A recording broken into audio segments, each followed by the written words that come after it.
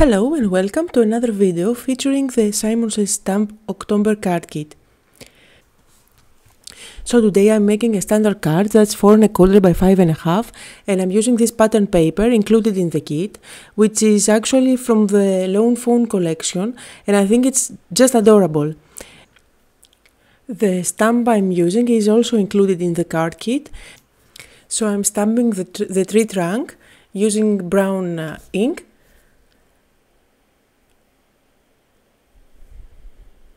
And now I'm going to stamp using green ink the green part of the tree.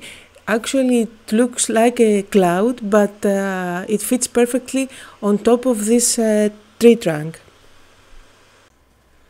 The ink I've used is greener than it looks here. I'm just moving the lights so you can see how green it is in real life. And now I'm going to cut out those two images. I've cut both the tree, the green part and the trunk, and I left a slight white border around. Now I'm using an older stamp set by Simon Says Stamps. I want this to be a card for Thanksgiving. That's why I found the sentiment that's appropriate for this occasion.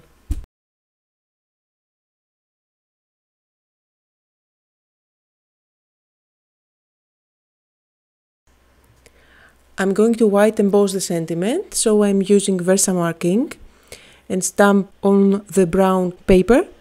And now I'm using some white embossing powder.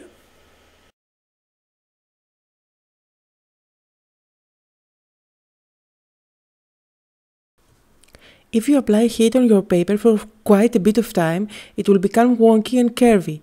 To avoid this, you need to apply the heat as quickly as possible.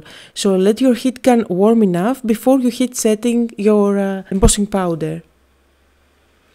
Now I'm using some foam squares on the back of this brown paper just to add some dimension on my card. And I just stick it on top of my patterned paper.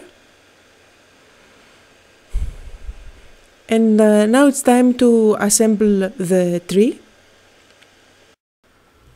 I'm using my tape runner as well as a foam square for the part of the tree that sticks out of the brown paper.